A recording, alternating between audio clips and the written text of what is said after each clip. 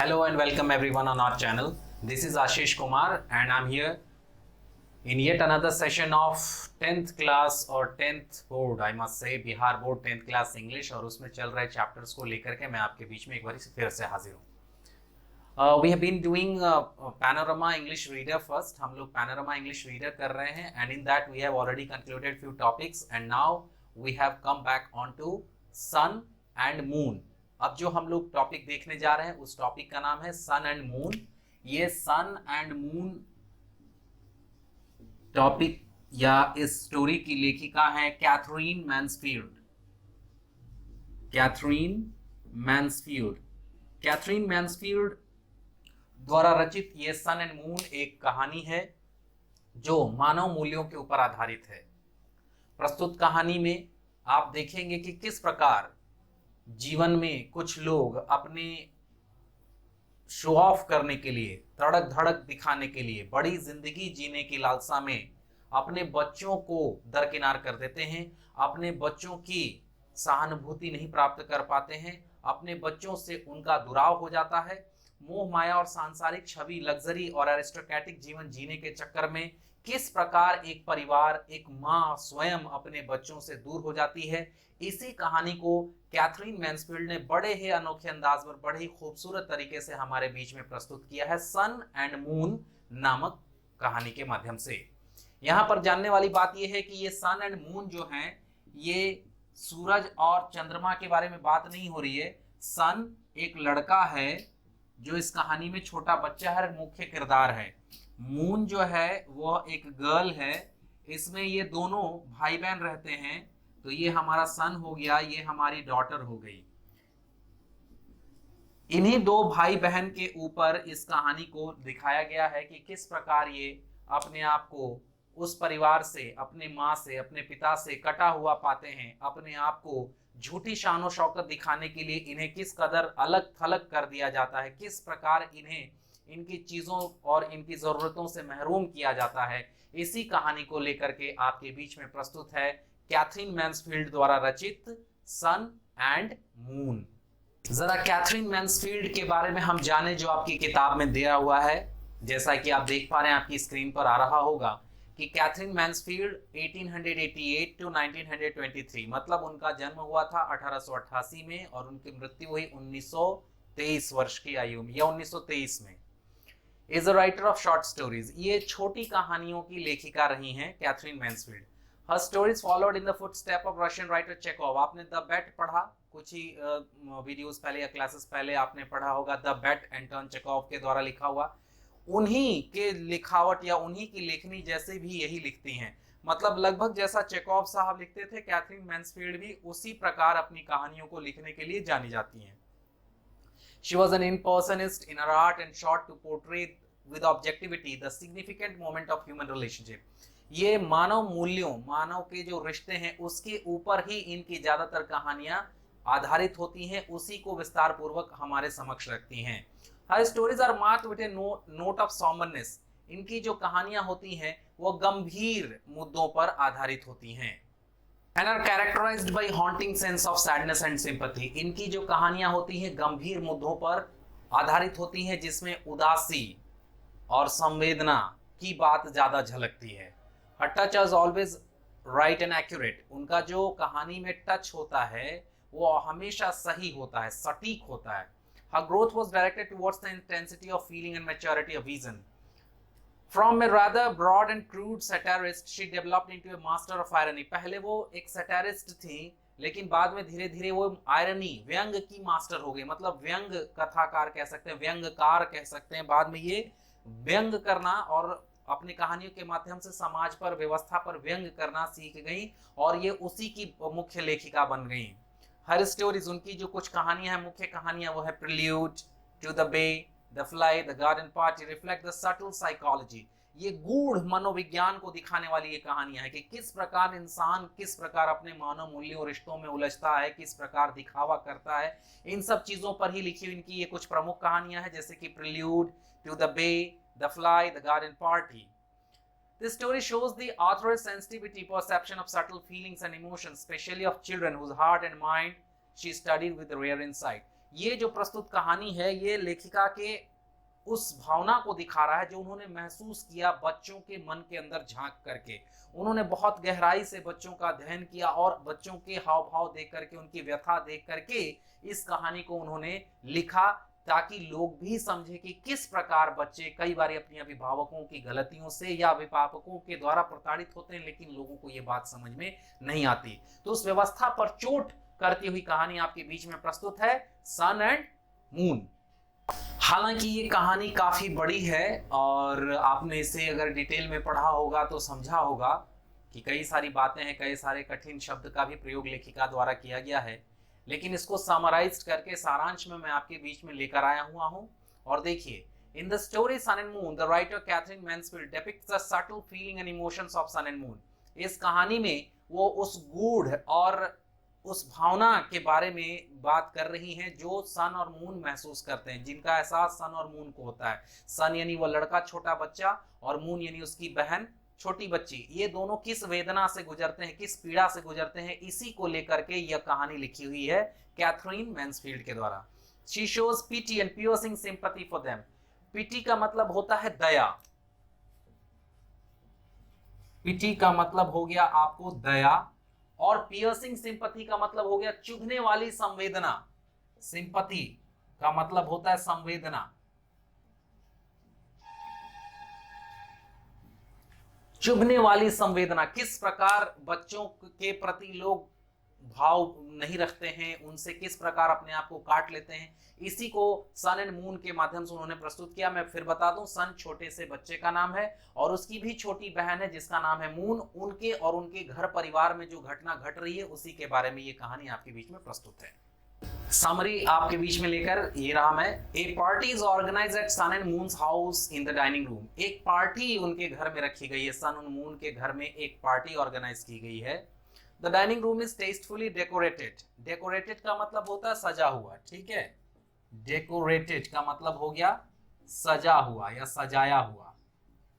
उनके घर को बहुत अच्छे से सजाया गया है विथ रेड रिबन्स, लाल रिबन के द्वारा, and bunches of roses tied to the table at the corner, और गुलाब के गुच्छों को लेके खूबसूरत तरीके से टेबल के कोने पर बांधा गया है। मतलब टेबल को भी खूब सजाया गया with golden legs and chair with golden legs. और कुर्सियां मंगवाई गई हैं जिनके सुनहरे पेंट किए हुए हैं, जैसे शादी विवाह बारात में आपने देखा होगा जिस तरह की कुर्सियां होती हैं, उस तरह से इस घर को यानी सन एंड मून के घर को सजाया गया है। किस लिए? एक पार्टी के लिए। Sun the boy and Moon the girl both are children of the host. ये जो है इस पार्टी को जिन्होंने दिया है उनके बच्चे हैं सन और moon. They dress themselves in their fine dress, और वो भी बहुत अच्छे कपड़े पहनते हैं, यानी पार्टी के लिए बहुत अच्छी तरीके से तैयार होते हैं। हालांकि समरी में मैंने पूरी कहानी के बारे में नहीं लिखा है, लेकिन कहानी में बहुत सारी चीजें बताई गई है कि बच्चे किस प्रकार चीजों को देखकर खुश हो रहे हैं। कोई पियानो बजाने के लिए आया हुआ है, उन लोगों की नर्स किस प्रकार उन लोगों को बार बार कपड़े पहनवा रही है, उसकी परेशानी, काफी सारी चीजें स्टोरी में। हम लोग यहाँ समरी कर रहे हैं ताकि आपको गूढ़ चीजें ही मिले और मुख्य चीजें ही मिले, क्योंकि मेरा प्रयास है set the target and hit the target. मैं उतना ही पढ़ाऊंगा आपको कि जितने से आपको एग्जाम में अच्छे से निकल जाए, और जब आपको अच्छी समझ आ जाएगी तो आप कहानी खुद से भी पढ़ के एक बार देख लेंगे और आपको चीजें अच्छे से समझ में आएंगी। इसलिए आगे चलता हूं, देखता हूं। At last the bell rings, मतलब कि ये सारी चीजें, ये लोग के घर में पार्टी की तैयारी हो गई है, इन्होंने भी अच्छे से कपड़े पहन लिए, ड्रेस्ड अप हो गए, मम्मी पापा वगैरह इनके सारे ड्रेस्ड अप हो गए, नौकर वगैरह सारे ठीक ठाक अपने आप को कर लिया, तो मेहमानों का आना शुरू हुआ। बेल रिंग होता है। The drawing room is surely out of sweet smelling silky rusting ladies and men in black with funny tails on their coats. Drawing room में क्या है कि बहुत सारी मिठाइयां रखी हुई हैं, तो बहुत ही मजेदार खुशबू आ रही है, मिठाइयों की बहुत अच्छी खुशबू आ रही है। केक वगैरह बना है, खूबसूरत सा पुडिंग वगैरह बना है, उसमें बहुत अच्छी सी चीजों के द्वारा नक्काशी की गई है, मतलब कि जैसे कि हैंडल बनाया गया, जैसे आपने देखा होगा शादी विवाह में सैलड भी जो काटते हैं वो बड़ा ही खूबसूरत तरीके से सैलड को डिजाइन करते हैं, लौकी का कुछ बना देते हैं, चुकंदर का गुलाब फूल वगैरह बना डालते हैं। तो उसी तरह इनके घर में भी जो मिठाइयाँ वगैरह आई हैं वो खाने पीने की चीजों से ही बड़ा अच्छा बनाया हुआ है। केक भी आपने देखा होगा बड़े अच्छे तरीके से बनते हैं, तो ऐसा ही इनके घर में भी बना हुआ है। और जो मेहमान है रस्टिंग लेडीज, मतलब कि लेडीज भी काफी अच्छे से ड्रेस्ड अप होके आई हैं। Man in black with funny tails on their coats, और जो इंसान मतलब पुरुष जो हैं वो कोट पहन कर आए हैं, काले कोट पहन के, और जिनका फनी टेल है, मतलब कि यहाँ लंबा तक, पहले ऐसे ही चला करता था, पहले की फिल्मों वगैरह में आप देखेंगे तो जो कोट होते थे वो इस तरह से यहाँ तक तो ठीक रहते थे, लेकिन पीछे से जरा लंबे होते थे। तो ये कहानीकार ने बताया है कि लेडीज अपने ड्रेस में सज के आई हैं और पुरुष भी अपना ब्लैक कोट धारण करके बड़े अच्छे लग रहे हैं, और माहौल बड़ा खुशनुमा है, मिठाइयों की सुगंध चारों तरफ फैली हुई है। They lose themselves in ball. अच्छा, बॉल डांस होता है, ठीक है, यहाँ पर मैं आपको बता दूं कि ये बॉल जो है ना एक डांस होता है जिसमें लेडीज और जेंट्स खाते हैं, पीते हैं, नाचते हैं। अंग्रेजों में इस तरह की चीजें बड़ी अच्छे से की जाती हैं, इसे बॉल डांस कहते हैं। तो वो क्या करते हैं कि बॉल डांस में खो जाते हैं। It is the night of merry making. Merry का मतलब होता है खुशी, ठीक है, मैरी का मतलब होता है खुशी, मतलब ये खुशियां मनाने की रात है, क्योंकि सारे झूम रहे, गा रहे हैं, डांस कर रहे हैं। Beautiful men and ladies to participate in the dance. उसमें काफी अच्छी अच्छी खूबसूरत महिलाएं और पुरुष इकट्ठा हुए हैं डांस में भाग लेने के लिए। पार्टिसिपेट का मतलब होता है भाग लेना, पार्टिसिपेट का मतलब होता है भाग लेना, और गैदर का मतलब होता है इकट्ठा होना या इकट्ठा करना, इकट्ठा ही कह सकते हैं। तो मतलब कि पार्टी का समरी हुआ कि उस पार्टी में ड्राइंग रूम सजा हुआ है, खुशबू आ रही है मिठाइयों की, महिलाएं बड़े अच्छे ड्रेस पहन के आई हैं, पुरुष भी अपना काले कोट में आए हैं, बॉल डांस में सारे खो गए हैं। ये रात जो है कैसी रात है, ये रात जो है मस्ती की रात है, खुशी की रात, यानी पार्टी थ्रू की गई है, और इस पार्टी की खुशी का, इस पार्टी के माहौल का वर्णन इस पैरा में किया गया है। The bright light over the faces of beautiful women and men। बहुत चमकीली रोशनी की व्यवस्था की गई है, और वो रोशनी जो है सभी के चेहरों पर पड़ रही है। ये पार्टी का कितना अच्छा माहौल है। इन द मीन टाइम, इसी बीच, the nurse takes the children from the ball party. बच्चों को वो जो नर्स है वो हटा करके उनको ले जाती है, मतलब पार्टी में वो थोड़ी ही देर के लिए मौजूद हैं, सारे लोग आते हैं, उनको दुआ सलाम होता है, ये लोग बच्चे जो अपना ग्रीट करते हैं, और थोड़ी देर के अंदर नर्स जो है उनको जबरदस्ती हटा करके उनके कमरे में ले जाती है। Because they are not allowed to attend the ball, क्योंकि उनको बॉल डांस देखना अलाउड नहीं है। ये छोटे बच्चे हैं, बॉल डांस में थोड़ी सी अश्लीलता भी हो जाती है, थोड़ा से लोग बहक जाते हैं शराब पी करके, तो बच्चों को इसीलिए नर्स जो है वो हटा करके उनके कमरों में ले जाती है। Children are shut in door but they are restless. Restless का मतलब होता है बेचैन। अब भाई बच्चे हैं, उनको आप जबरदस्ती ले जा करके बंद कर देंगे कमरे में, और जबरदस्ती आप उनको कहेंगे कि चलो अब हो गया तुम लोगों का, तुम लोग सो जाओ, और बाहर से पार्टी की आवाजें आ रही हैं, धूम धड़ाका मचा हुआ है, तो बच्चे अंदर कैसे रहेंगे। तो ये बहुत अच्छा कन्वर्सेशन भी है दोनों भाई बहन का। आप पूरी स्टोरी में पढ़ेंगे कि दोनों एक दूसरे से पूछ रहे हैं, सो गई क्या, तो नहीं मैं तो नहीं सोई हूँ, तुम तो नहीं, मैं भी नहीं सोया हूँ, तो बाहर चले क्या, क्या ख्याल है। और ऐसा करते हुए वो लोग बहुत बेचैन हैं आपस में। उनको हालांकि नर्स ने ला करके कमरे में रख दिया है और कहा है कि सो जाओ, बाहर पार्टी चल रही है, तुम्हें वहां नहीं जाना है अब, लेकिन वो जाना चाहते हैं, वो उस मस्ती को देखना चाहते हैं, उनको अंदर कौतूहल है कि क्या हो रहा है, आखिर हमें क्यों नहीं जाने दिया जा रहा। बच्चे किसी तरह बाहर आ जाते हैं, बाहर नहीं आते हैं, अपने दरवाजे को खोल करके ही वो झांक रहे हैं और देख रहे हैं पार्टी में क्या कुछ हो रहा है। Then the party ends and all the guests go away। अंततः पार्टी खत्म होती है और धीरे धीरे सारे जो गेस्ट आए थे वो चले जाते हैं। The parents of the children go with them with their abnormal stage। और इस पार्टी में उन्होंने इतनी मस्ती की है कि एकदम वो झूम रहे हैं, पी खा करके अस्त व्यस्त हो गए हैं, और उसी तरह से वो उनको छोड़ते हैं, वो उनको विदा करते हैं। Then they come in the dining room। और फिर वह डाइनिंग रूम में वापस आते हैं, और ये बच्चे जो है they find a beautiful decorated dining room a pile of litres. अब वो क्या देखते हैं, पाइल का मतलब होता है भंडार या गठरी, मोटरी कह सकते हैं, गठरी ही लिख दिया जाए चलिए, या भंडार भी लिख सकते हैं। लिटर का मतलब हो गया कूड़ा कचरा, जो कोई चीज हम लोग फेंक देते हैं, अस्त व्यस्त कर देते हैं। तो अभी कुछ देर पहले बच्चों ने देखा था कि दिन भर तैयारियां चली हैं, फूलों का गुलदस्ता लाया जा रहा है, बढ़िया बढ़िया कुर्सियां लाई जा रही हैं, बहुत सारी मिठाइयां बन रही है, सब चीज करीने से सजाया जा रहा है, अलग अलग कुक बुलाए गए हैं, सब कुछ करने के लिए अलग अलग लोग बुलाए गए हैं, और इतनी सुंदर व्यवस्था की गई है। और बाद में वो देखते हैं कि पूरा जो है कचरा फैला हुआ है चारों तरफ में। Even the windows panes are broken. Window pane का मतलब हो गया खिड़कियां, खिड़कियों के जो शीशे हैं वह भी टूटे हुए हैं। Seeing these things sun begins to weep. और ये सब देख करके जो सन है उसको बुरा लग गया, वो रोने लग गया। अब इस कहानी को फिर से सारांश तक करते हुए एक बार पूरी हिंदी में इसे सुने कि सन और मून दो भाई बहन हैं जो एक अंग्रेज परिवार में रहते हैं और इनके मम्मी और पापा एरिस्टोक्रेटिक जीवन यानी आलीशान जीवन जीने के शौकीन हैं। इन लोगों को उसी तरह से तालीम दी जा रही है, उसी तरह से पढ़ाया लिखाया जा रहा है। घटना का जिक्र करती हैं हमारी लेखिका कि एक दिन की बात है कि इनके घर में एक पार्टी ऑर्गेनाइज की जा रही है इनके माता पिता के द्वारा, जिसमें ये बच्चों को भी करीने से शामिल होना होता है। उसके लिए बहुत साज सजावट की जा रही है, बाहर से बहुत सारी चीज़ें मंगवाई जा रही हैं, बढ़िया बढ़िया पकवान मिष्ठान वगैरह बन रहे हैं, फूलों से सजाया जा रहा है, खूबसूरत स्मेल वगैरह आ रहा है और इनको भी बहुत अच्छे कपड़े पहनाए जाते हैं और वह भी बहुत अच्छे अपने से कपड़े पहनते हैं। उसके बाद अतिथियों का आगमन शुरू होता है। एक पियानिस्ट को बुलाया गया है पियानो बजाने के लिए, वो पियानो बजा के लोगों का मनोरंजन कर रहा है।